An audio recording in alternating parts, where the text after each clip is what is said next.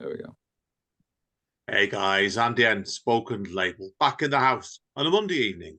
As you can see round today, we have a panel. I have done these before, and these three gentlemen have been cracking me up laughing in the last 20 minutes. So this is going to be one of the most unserious and unstructured podcasts I've had yet for Spoken Label, but I'm looking forward to it. Now, I've got three gentlemen with me. I'm going to all introduce those one after the other. We are here today to talk about the audio film of London After Midnight. Jack, as I've spoke to you before, do you want to start off, tell people a little bit about yourself and who you are, then work your way around, gentlemen?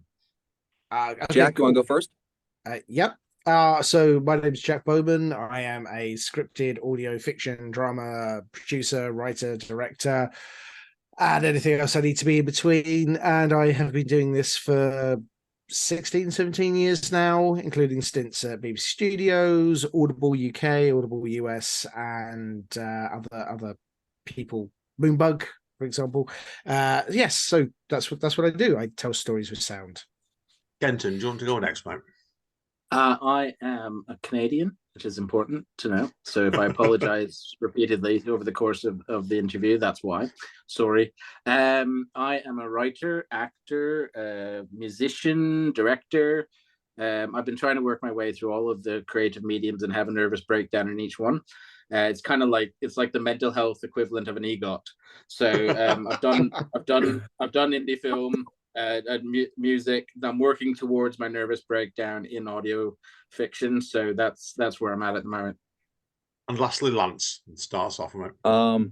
Yes, I'm Lance Roger Axt. I'm the only one in this group that is beaming in from the United States. I'm in Washington State, where it rains a lot. They didn't tell me that it rains here.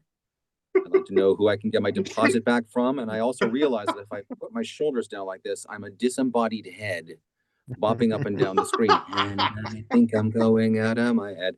I have been doing this audio drama thing since 2003, actually. Started with a company called Play It By Ear Productions. And that morphed into Audio Comics in 2010, which morphed again into 2016's Pocket Universe Productions.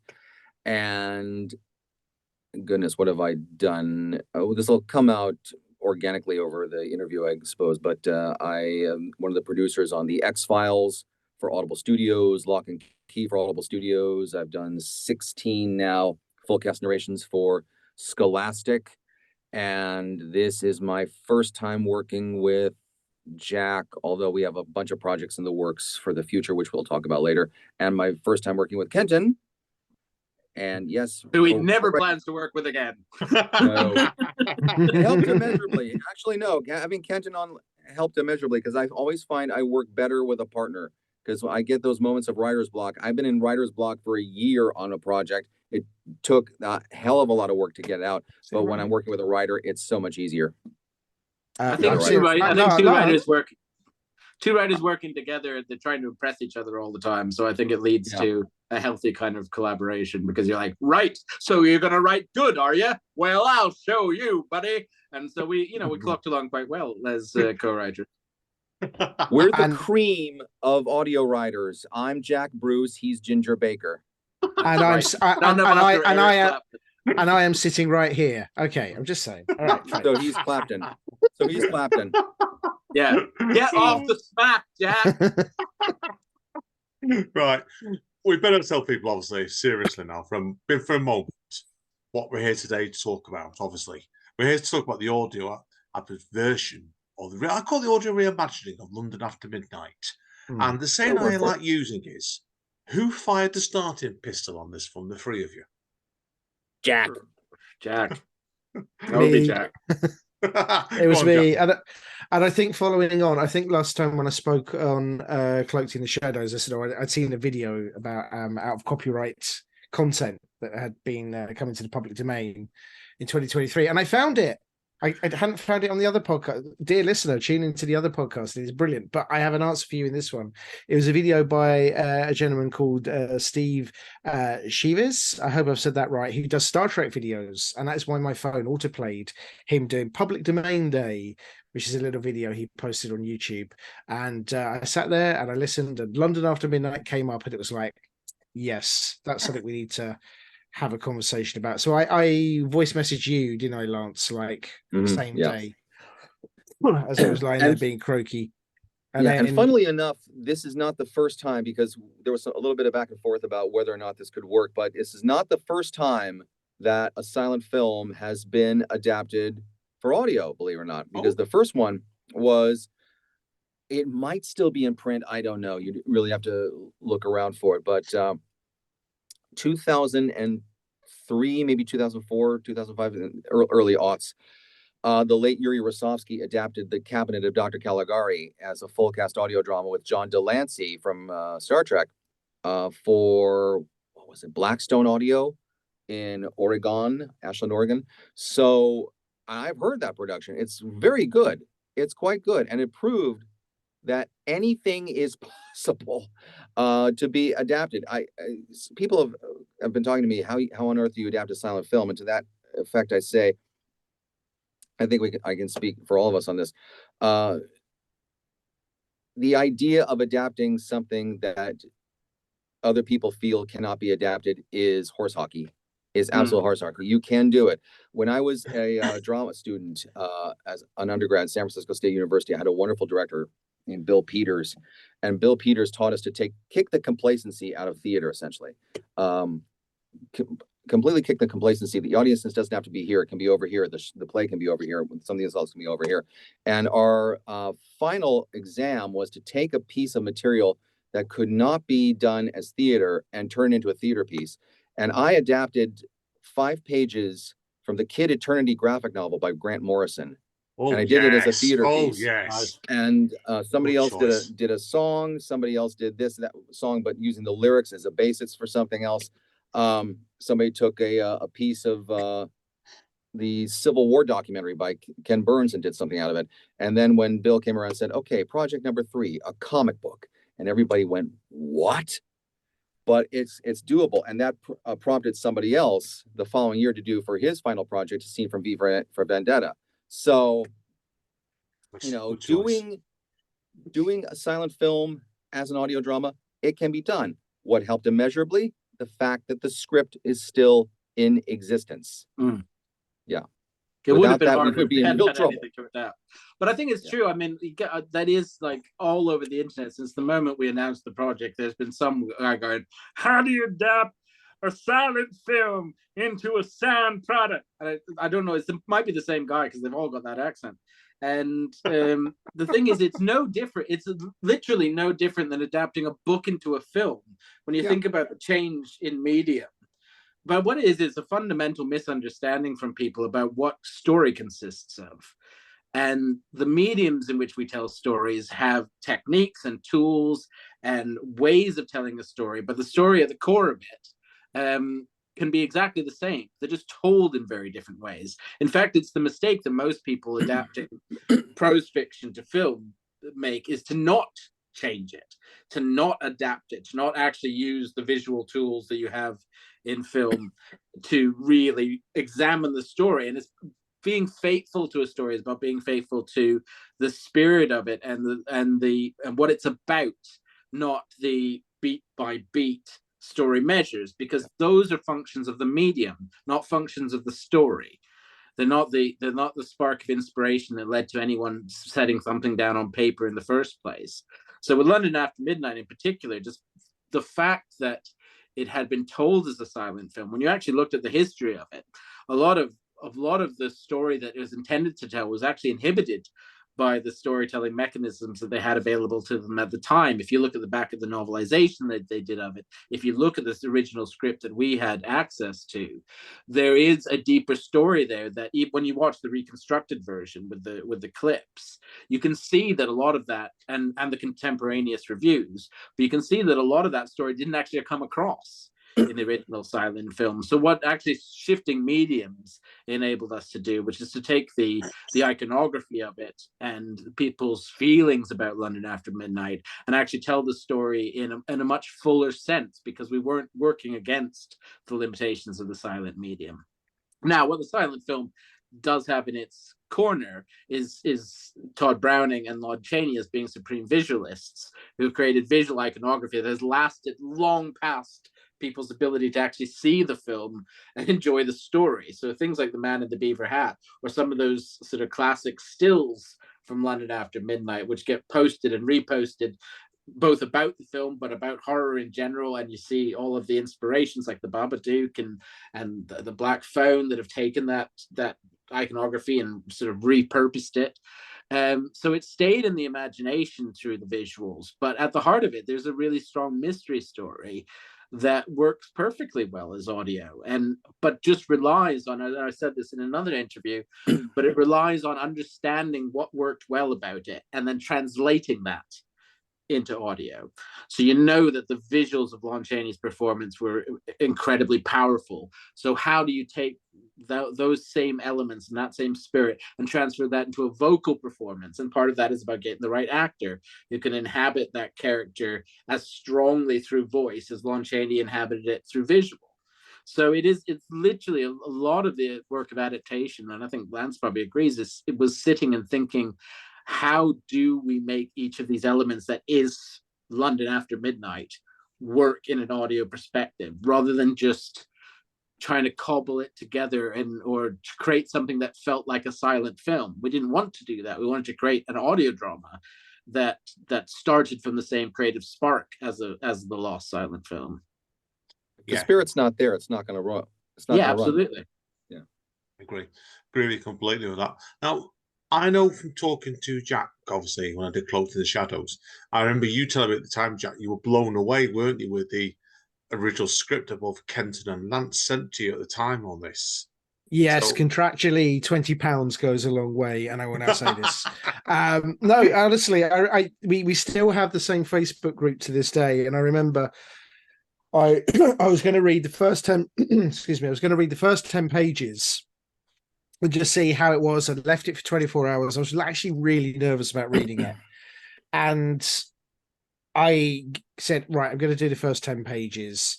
And then, boom, 3 hours later, I'm a little bit late for the school run because I've just immersed myself. I think there were only 27 notes I had across the entire script. And then I had to we were babysitting this dog, and I took it for a walk in the park. And I remember I set up that WhatsApp group, and I literally just started squealing down the phone at Kenton and Lance saying, this is the best first draft of a script I have read. Wasn't perfect. We still had a bit of work to do on it. But he hated every draft that came after that. Yes, just loathed every word. Like just in the Hollywood like 20 maxim pounds wasn't enough. Yeah. The Hollywood maxim, isn't it? Is like you get a spec script, and you go, "This is amazing. Who can I get to rewrite it?"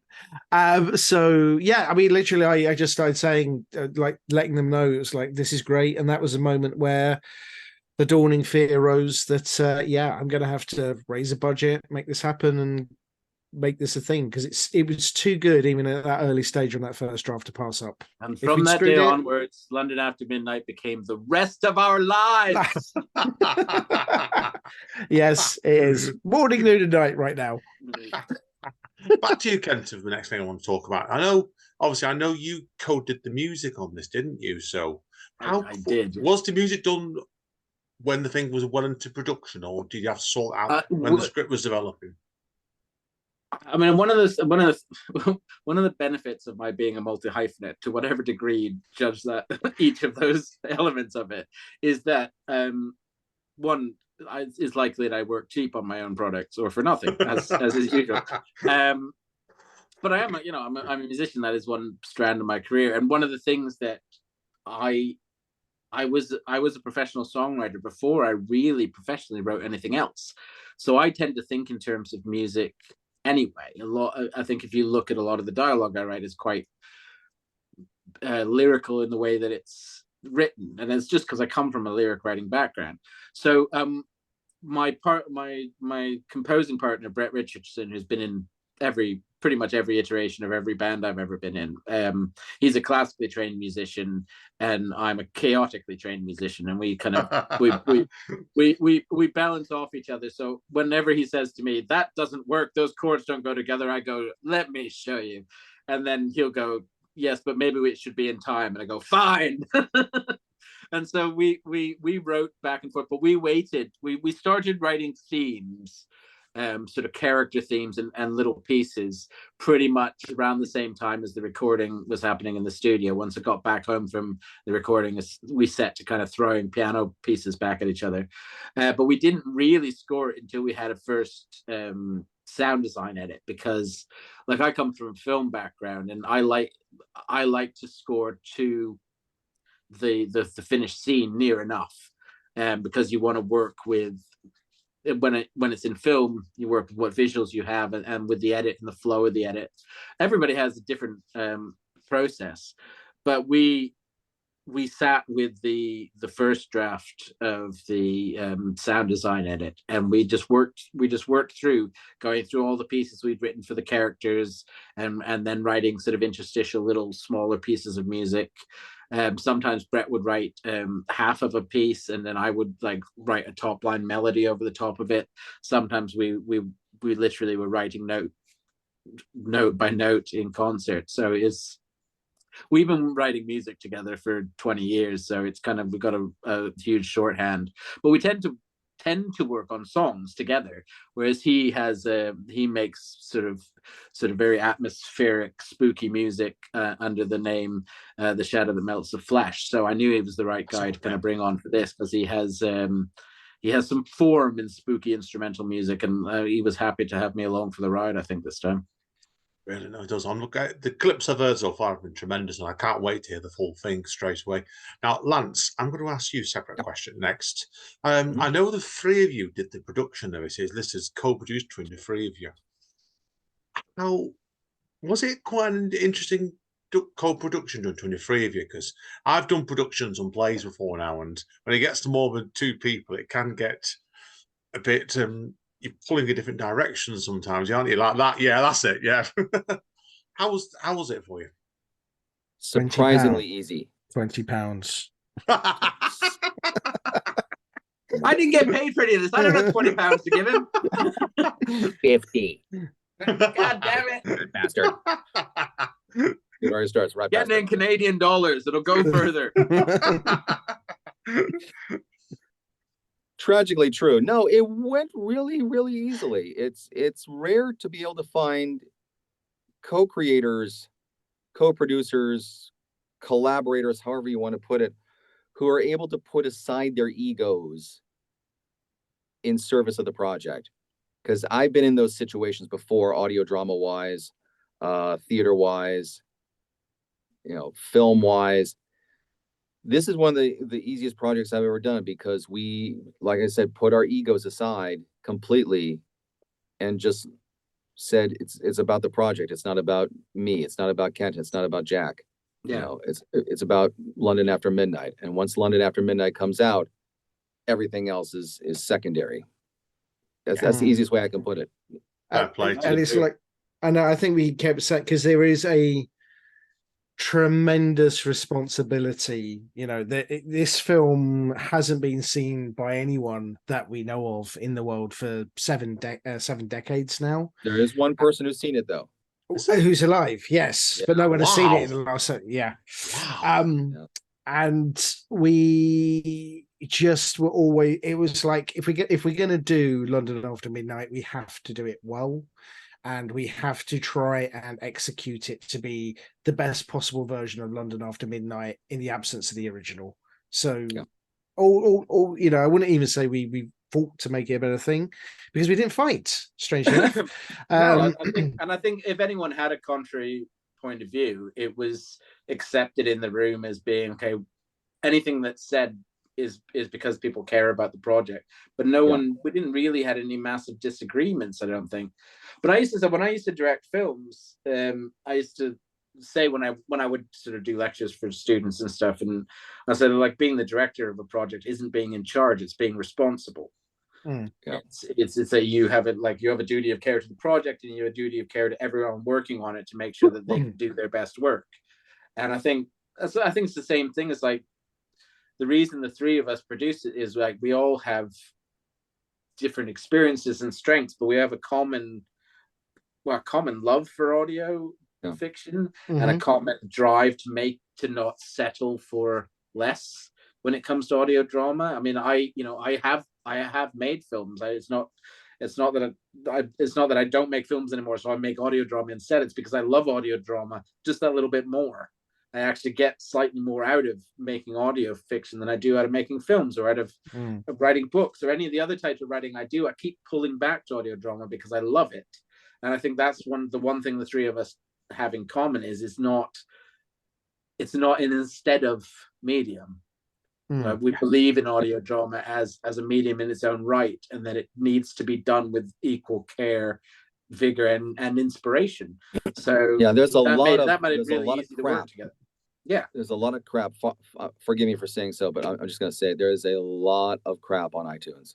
There is a lot of bad audio being produced on iTunes, and I understand that you've got to start at some place, but when you're still in that place after 5, 6, 7 years, you know that there's a problem. You really need to take some classes. You need to listen to other people's audio.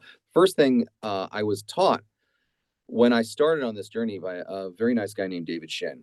And David Shin was part of the National Audio Theater Festivals. I'm not sure if he's still affiliated with it, but when I did my first series of audio dramas, this is a couple of one acts that were being produced by that I was producing for New York playwrights who were looking for a way to get their works out to a bigger audience. First thing I was told is listen to the good material first. Don't put out material until you've heard the good stuff first. And by the good stuff, I mean the marketed professional material by people like Yuri Rosovsky and Tom Lopez, who have been doing this thing for years and years and years and have set a standard. Listen to that stuff. But then once you've listened to it, determine for yourself what was good about it and what's not good about it. And that's, I think the most important thing is I developed, and I think this is good for any audio dramatist out there, develop critical listening skills. What works, what doesn't work, it's going to inform your work later on. And so many people do not do that. They do allow, as much as I hate to say this, because I got into it a long time ago with somebody who was producing some really horrible work and couldn't handle any kind of criticism whatsoever from anyone who was of a professional nature, even if it was good intentioned. And that just goes to show that there is, like what we're talking about, there is a lot of egotism out there that's pushing a lot of this material forward. And I think that's what we're trying to avoid. I think a lot of the problem that I've found, and I used to find this when I worked in short film, and my partner at the time ran a short film festival, and you would get a lot of short films in that were fantastic, but you'd also get short films in, there were 10-minute films that they clearly tried to cram the 100 minutes worth of ideas they had for their feature into the short film. And what it was is they didn't respect the medium in its own right. The short film is not a short feature film. It's a short film is a separate thing. There's things you can do within short film that you can't do in feature length. There's things you can do with short film that can be more experimental, or they can be but there's a different way of writing it. It takes a different skill set.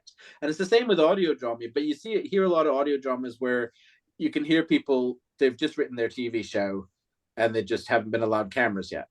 And it's not that. You have to understand how audio works as a medium to write it well. And it does mean, like everything, the advice I give to anyone wanting to write anything is you have to consume an inhuman amount of other people's work. If you want to write books, good and bad, you can't read 10 books. You got to read 1,000 books. Yeah. If you want to write films, you got to see 1,000 films, and you've got to also trust at the same time as you have to have critical thinking. You also have to be very aware of the subjectivity of it. You have to be allowed to learn to trust your instinct and use the examples of others as a way of going, well, how do I transfer that very personal vision into something that will work? So it's constantly balancing the subjectivity of what you like against the examples of people who have done things that may not be exactly what you like, but there's something in them that should inspire you, that should teach you something about how to make it. I mean, audio is just it's not, people think of it as though there's this progression of we had radio and there was radio drama, then we got television, so this is obsolete. And it's not that. because it's a completely different way of telling a story. It engages the brain in a different way. It uses the listener's imagination in a way that's probably only analog to prose, where you're presenting them with material.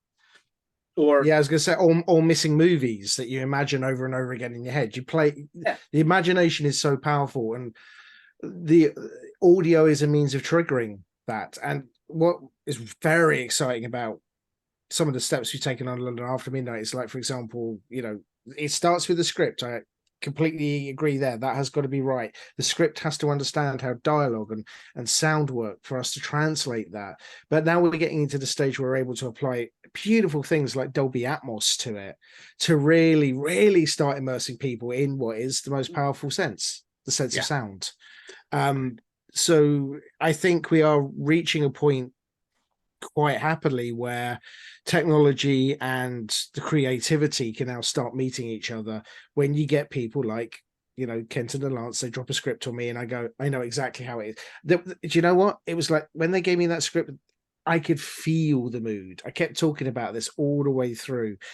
Yeah, it wouldn't shut up about it. Yes, it was because it's just like you start reading that script started to trigger the same senses I would have had listening to it. And that shows how powerful their script work was in understanding audio. You know what I mean? A great screenplay, I think, should trigger a movie producer to go, I can see that on a cinema screen. Yeah, when I teach screenwriting, I like the thing I talk about more than anything else is about how the position of words on the page tell the reader what type of film it's going to be, like the pacing of lines. Like a lot of the great writing technique in a screenplay you never see or hear. It's about how the script is put together to inspire everyone else that's going to have to take part in producing it to make what you wanted made. So a good script tells the director what type of production it needs to be.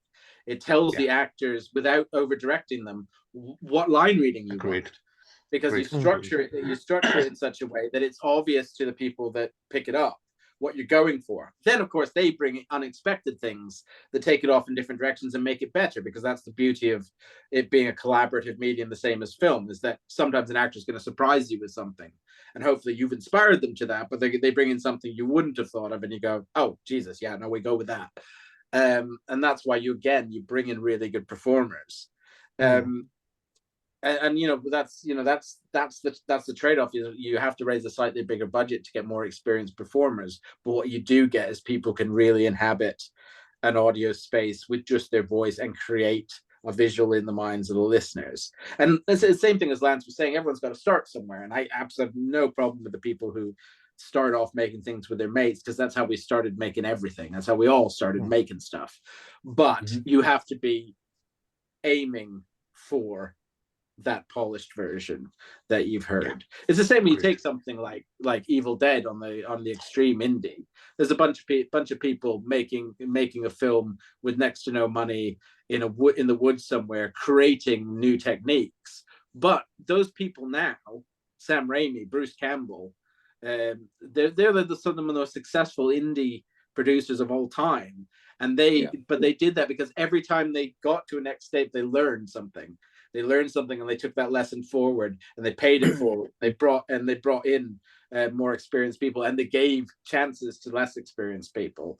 And so I think you can think so much of yourself. And again, this is the ego we've talked about, that if you have any mild level of success, then you must have it all nailed down. You must know everything now. You must understand. And then you're gonna take a heavy tumble at some point the first time you get outside of your comfort zone. But if you're always aware of how much more there is to learn and how much more you can expand your craft, then you're always going to be on the right track, because you're going to be looking for opportunities to do better rather than looking for opportunities to prove how good you already are. Yeah, and I think that's what kills you every time. Is despite the egos of most chefs, a strange analogy, but it really works. Despite the egos of most chefs are always learning from other chefs. This guy has just created this technique. Wow, I got to learn more about this. Yeah, this person has developed this technique to make this. We gotta study this.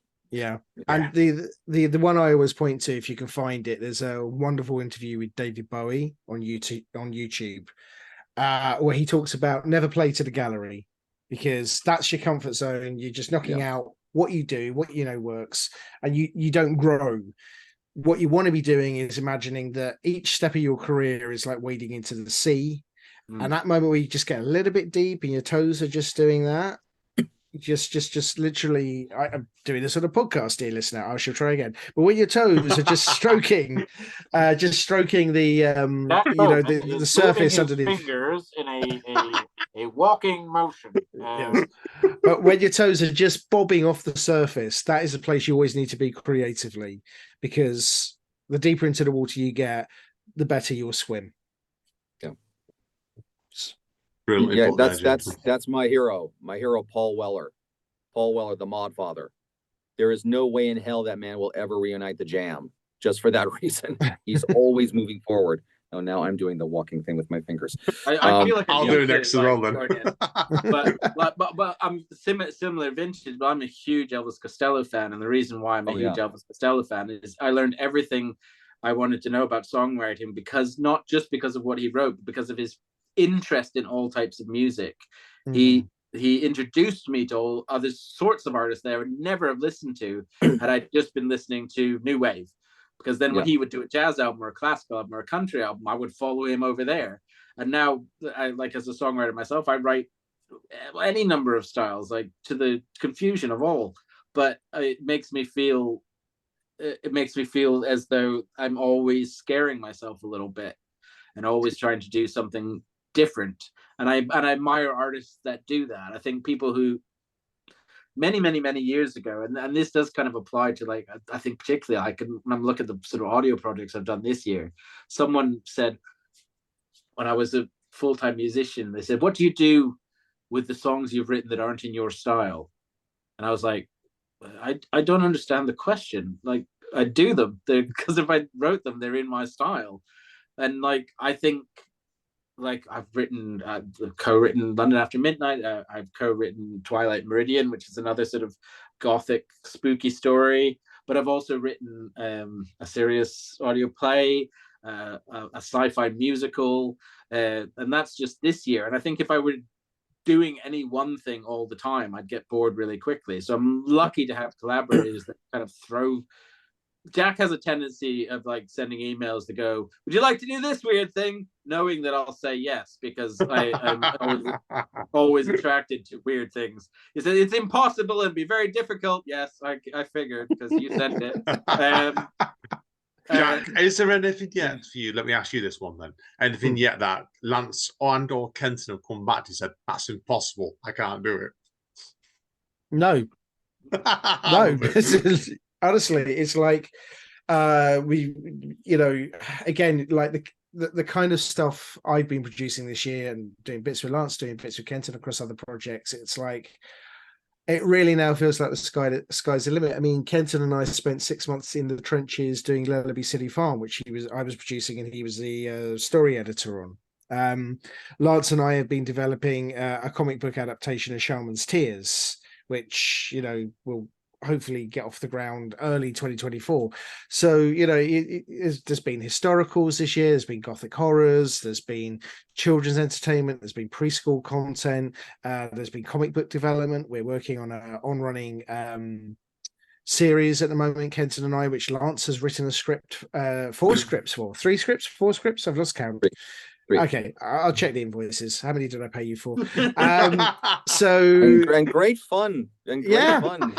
So we're all fans of the old ITC shows. That's your hint right there. The old ITC shows like The Saint and the Avengers was ITC, but maybe it was ATV, which is part of the same affiliated network. Well, should we talk about the history of ITV for 5 And now minutes? the first fight in this group has been set off. Yeah, it's all your fault, Andy. You've broken up our family. But no, honestly, I don't think yet there has been anything proposed that is impossible. A lot of stuff does get sent my way, and I just think, is it good enough? And one of the things I'm always looking for is that moment it triggers my imagination. I leap forward a year into the future and I'm hearing it in headphones. That's how I know. It's like we worked on this wonderful pilot called Twilight Meridian, which is a fantasy noir, sort of set in a semi-alternative history of the 1930s, and it's very Lovecraftian. And the pilot is out there now, and Lance directed it, and Kenton, did a lot of work with Ryan on co-scripting and reshaping that pilot. So, no, I don't think anything is impossible at all in audio. What I think is it the sort of thing people are going to be? I always want to be pushing the boundaries of what surprises people in what they listen to in terms of a piece of audio fiction. What will surprise them? So, yeah, that's the only remit for me, because I think we can make anything work. Don't know, sound egotistical, but I think we can. So, brilliant. I don't think there's any single good idea that's ever been explored in the history of the world that hasn't at some point to somebody sounded like the worst idea ever. Yeah. I think I think there's things that we go, oh, that's going to be a tricky one. That's the point at which I kind of look up sort of meerkat like and go, hello, tricky one, you say? Yes, because writing's we talk about co-writing, but writing's a very solitary pursuit, and you have to be engaged. Like, I mean, when I was a teenager and I'd started writing and I wanted to be a writer, I would write all the time. I would stop. I would try to get out of doing anything else to write. And now it's my job. The last thing in the world I want to goddamn do is write at any time ever. Like, I love having written so very much. It's my favorite thing. Actually sitting down to write is a filthy, disgusting habit and should be discouraged at every opportunity. It's horrid and wrong and bad, because it's just long nights alone in your room with your laptop, eschewing all other human contact and making up things for pretend people to say. It's not a healthy lifestyle. But when you engage, it's like heroin. We're back to Eric Clapton again. It's like heroin in that it's a bad idea. You feel bad a lot while you're doing it, but there's a moment in there of pure God scale glory, and you're chasing it all the time. Writing is basically just chasing the dragon. So the more interesting the project and the more you have to really engage with it, the more pure high you get out of writing it, as opposed to just slogging your way through it. I've had to slog my way through jobs before where people have gone, write this for money, and I go, oh, the children seem to want to eat every day, so I will.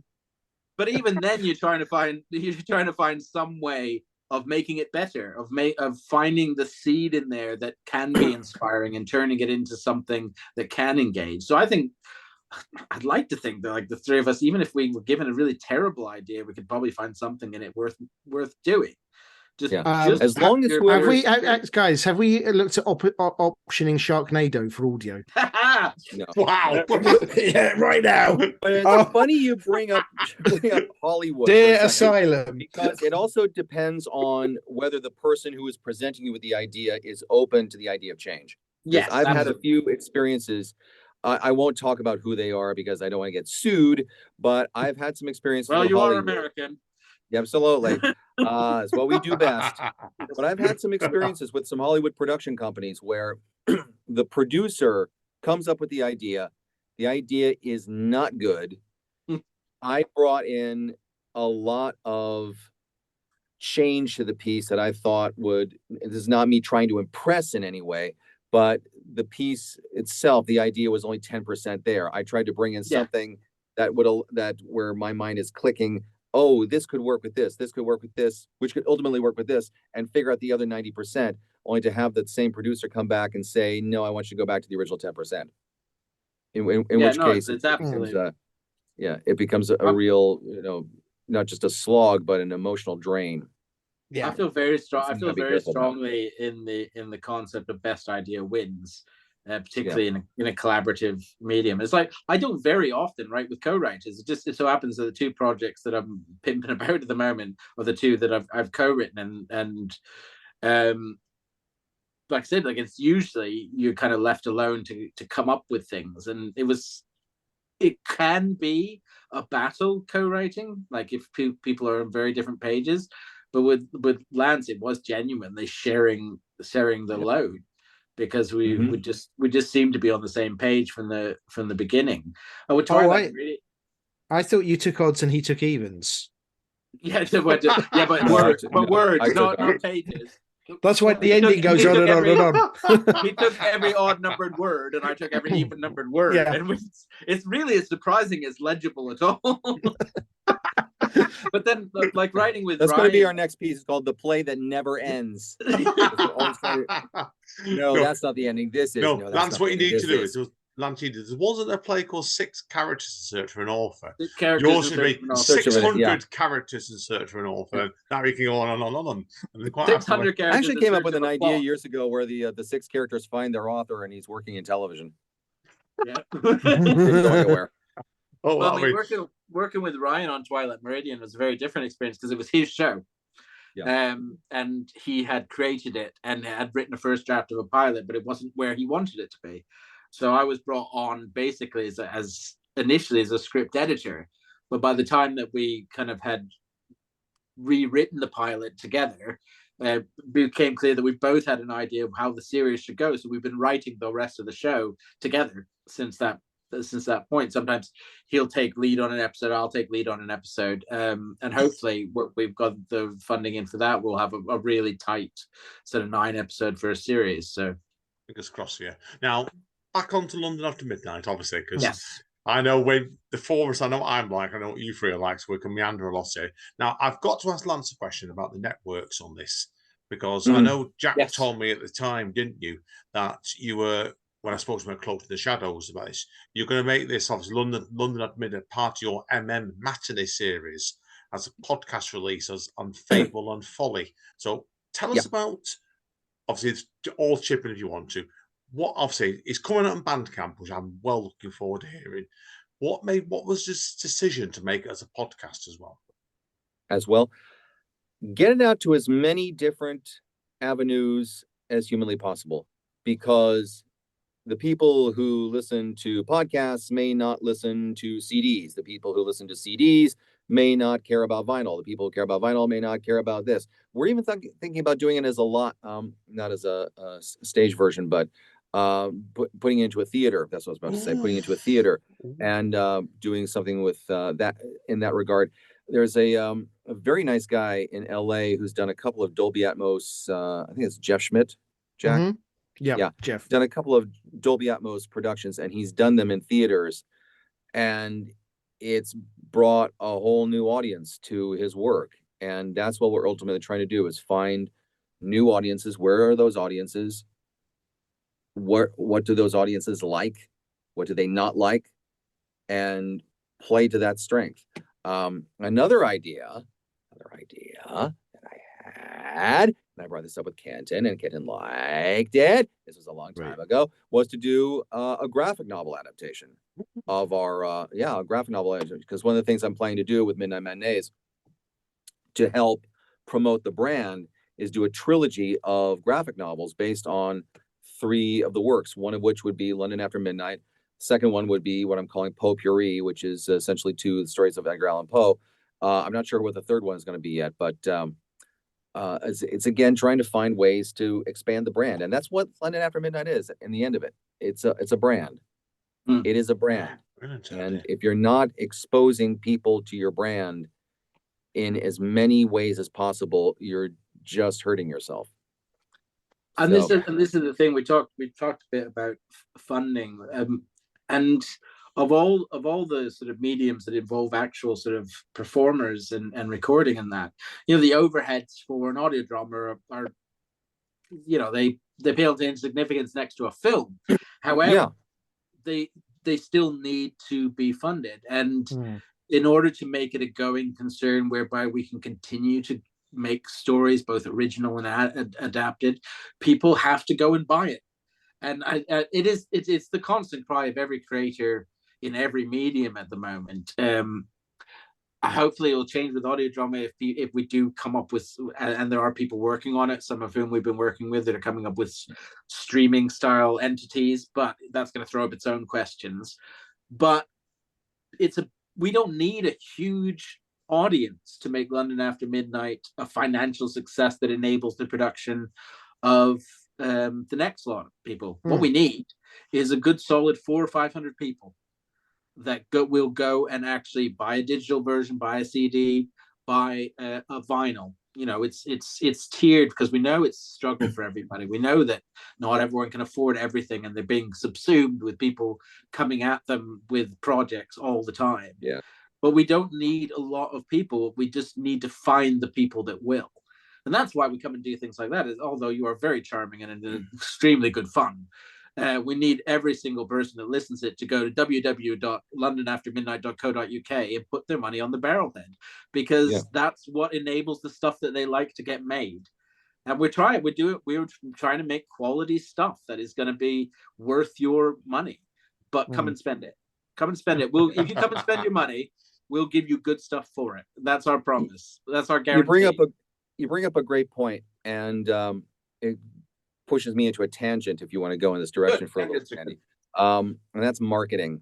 Marketing, I think, is key to any production. Now, a friend of mine, David Uslan, his father, Michael Uslan, is the producer of the Batman films, once said to me in our first call together, it's about 10% product and 90% marketing.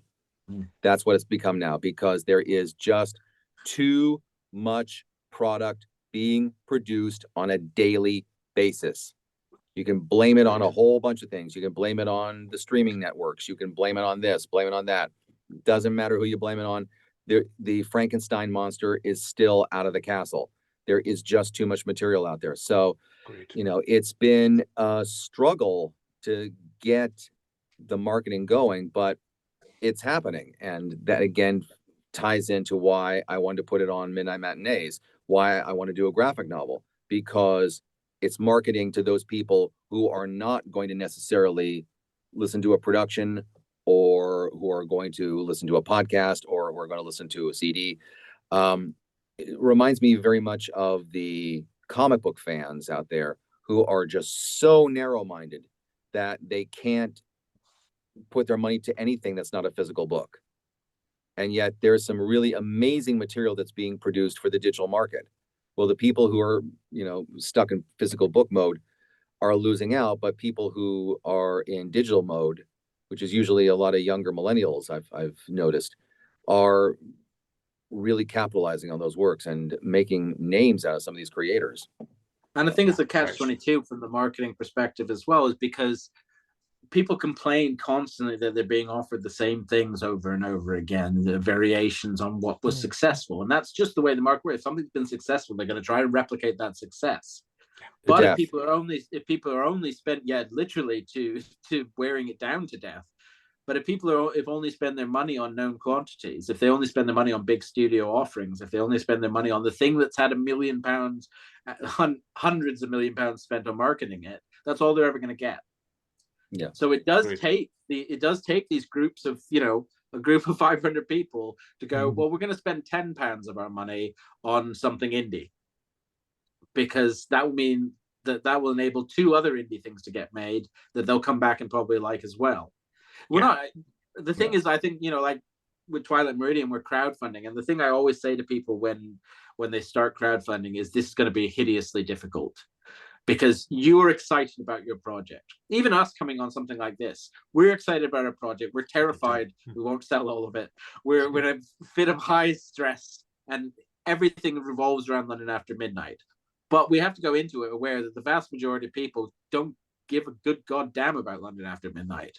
They're like, it's not their project. They don't care. They are first going to spend their money on their rent and their food and their kids and their holiday and things that they already know that they like. So, food. Yeah. Food's optional. Red clothing. How dare they? Same with crowdfunding. People start off crowdfunding going, I'm going to put a tweet out and everyone will give me their money. And you're like, no, that's not what's going to happen. You have to give, you have to earn, even if you're asking people to donate to things. I mean, with London After Midnight, it's a finished product. We're out there selling it commercially. Twilight Meridian, we're crowdfunding for the rest of the series because we're getting a good response from episode 1. But in all those cases, the awareness always has to be, you got to earn the money. It's not free money. You got to go out there. You got to be entertaining. You got to be aware. You got to know that you're asking for something. Know that you are actually asking for someone to do you a favor. You're going to give them something good in return, but you're asking them to look away from all the million other things that are going on in their life and look at the thing that you care about. That's difficult, and I can't get my children to look at the things that I care about. But I'm expected on a daily basis to get strangers to do it. So you have to go out and you have to be entertaining. You have to be the organ grinder and the monkey. Agreed. You gotta be out there and singing, all dancing, and willing to talk about it, and willing to do favors for other people, and being invested in other people's products and projects. Agreed. Interested in what's going on out there. So it is possible to wean some. Yeah, it's possible to wean someone away from DC Comics. It is, unless you see DC tattooed on their forearm, in which case run. But it can be done. Oh, but also in all seriousness, it is possible for the Marvels and DCs of the world to live in harmony with the indie creators and the creator-owned properties, provided that an infrastructure is created for indie creatives to actually tell a wider audience about their wares. That's where the infrastructure is imbalanced, really, because with things like comics and audio, even film to a degree, if you're not talking about sort of big sci-fi stories, the infrastructure for actually making is more accessible than it's ever been. We have for comics creators, like the digital coloring opens up whole worlds that they would have had to wait to a certain point in their career to get to. Still need creatives to run all of these things, but the tools are all there. Well, what's still and has always been the kicker for bedroom musicians, for indie comic creators, for indie filmmakers, for indie audio makers, is that unless you have thousands upon thousands of pounds to throw at your marketing, you're always at a disadvantage. You are reliant on champions. You're reliant on people coming out of the woodwork who already have a following to say, hey, go look at this thing. So you just have to work. You have to work 1,000 times harder. That's all it is. And that's ultimately why we're all looking to get away from crowdfunding as much as possible, and hopefully in the not too distant future, find those investors who are willing to say, yeah, this is a great idea. We're willing to put this much money into it, and put a proper budget into the production. You can do a show for £5,000, but wouldn't you rather have 50,000? Yeah, you got to be looking at constantly, but aiming upwards all the time, definitely. So. And all that money goes towards paying people what they're worth. Yeah. The lower budgets mean, you can get it done and people are willing to do it for the work, but you never get to pay people what they're worth. Yeah. And that's always been my dream as a creative who makes things that involve other people. Having been a writer and an actor and a musician all my life, I know what it's like to constantly be going, well, I'm actually working really hard. Could I have the money for it, please? And you never want to be, once you get to the point where you're making something, you want to go, right, you're coming to work and you're getting paid. Because that's the nicest feeling in the world, to actually be able to provide work for other people. But you just want to get to a point where you can pay them for all the time and effort they've put into learning how to be that creative. Because it's not about the time they have in the studio. It's about the time they spent learning to be that good. And that's what you want to pay people for. It's like the old metaphor, because like people say, "Oh, what's your day rate?" And I tell them, "Go, well, that's a bit much," whatever. And that's when I'm talking like commercial projects, but I try to be flexible with these things with projects I like. But it reminds me of the metaphor of the, you spring a leak, your plumber comes in, he fixes it in 15 minutes, and he charges you $900, and you go $900 for 15 minutes, and you're going, no, it's $900 for the 30 years of experience which plugged your leak in 15 minutes. Yeah, it's not that damage to your property. You know what I mean? Yeah. And I'm very proud to say everyone on this project has been paid, but have they been paid what they're worth? It's been very difficult to pay the people we have what they're worth. Yes. We need a much bigger budget to pay with the level of people we have what they're worth. Now, unfortunately, guys, I'm looking at the timing, and we're going to have to start winding this down because I've got to keep this below an hour. Because I know, shock horror, it's gone on. Call my agents. I want to make sure I get this uploaded properly, so might be complications. So quick wrap. LondonAfterMidnight.co.uk. Sorry, I didn't hear you, Right. Kenton. What did you Oh, say? sorry, I'll say that again. LondonAfterMidnight.co.uk. And is it like 500 people need to buy something from that something website? like that. Yeah, Okay, digital, so vinyl, CD. We've got it on wax cylinder. I'll come round to your house and recite it to you. we'll sign them. There's We'll every autograph them. possible version available to you. Yeah. So Puppets, we'll do it with puppets. I'll do it with puppets. I don't care. Oh Here God, comes the man with the beaver hat. the Muppet version. Yes. Scary. Hi ho, man in the beaver hat here. Oh, it'd be animal. It'd be animal, wouldn't it? Beaver hat. Beaver hat. Jim Henson Company. If you're listening, Disney, get on the phone. We're available. So LondonAfterMidnight.co.uk. Is that right? Yeah. Yes. Is that, yeah. For Okay, the Muppets. Just take one thing to say, guys. When's it out? When's it out? You can pre-order from today, from this very second, as you sit looking at this at whatever time that is. We'll be releasing the digital version on the 25th of October. CDs and vinyls will go out shortly after that. Obviously, there'll be some production window for those, particularly for the vinyl. But Lance, when's it going on podcast, Lance? Midnight Matinees. The 6-episode first season premieres Halloween Day. It will premiere on Halloween Day with part 1 of London After Midnight. We're breaking it up into 2 parts just because shorter attention spans with podcasts these days. But first episode and every Tuesday after until December, you're going to get a new episode. It'll be London After Midnight part 1, part 2. Episode 3 is the horror of Walker Point, along with the cremation of Sam McGee. That is a little take on the legendary Orson Welles War of the Worlds broadcast. Episodes 4 and 5 are called Dracula RFD, which is proof that horror writers do have a sense of humor. It's Kolchak the Night Stalker meets the Andy Griffith Show. That's that one. And then the 6th episode is ad-free. It's called The Floodgates of Willow Hill by Mary Sangiovanni. If you're a fan of Lovecraftian cosmic horror, it has a really great narrator in the form of an 11-year-old who gives the creepiest performance you'll ever hear.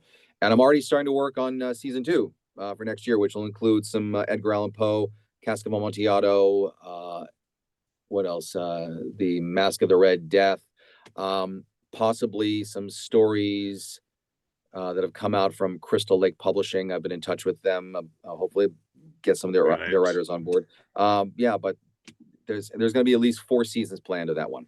Good luck with it. And now, I just want to quickly add, because I know we have to wrap up, but in terms of London After Midnight as well, I think I'm safe to say the following sentence, but not anymore. In terms of where we'll be appearing and distributing, there are still now, as of today, 2 new surprises to come.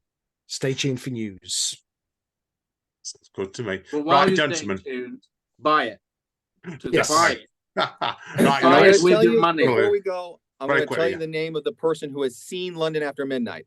Oh, please, yeah. Midnight. Yes. Right, let's wrap up, yeah. Name is Mike Grell. Mike Grell is a DC Comics legend. He's the creator of The Warlord. He's the man who revolutionized Green Arrow. He's the creator of Shaman's Tears, which we're going to start working on next year. He saw London After Midnight when he was a kid. And he says that this production compares to that. Oh, well, that's just a great way of wrapping up today. You can't beat that straight away. I love The Warlord. Well done. Compares very favorably. Perfect. Right, gentlemen, I want to thank all 3 of you today. I've had a blast and a hoot. Thank you. Absolutely. I use that word hoot now just to get it at the end, but absolutely loved it today. Well, it was a hoot, so I think that's accurate. Yeah. I thought we agreed to ban hooting on this call. I didn't get to do my McCartney impersonation. Oh, you've got 90 seconds. No, it's not long enough. All right, go get the guitar out.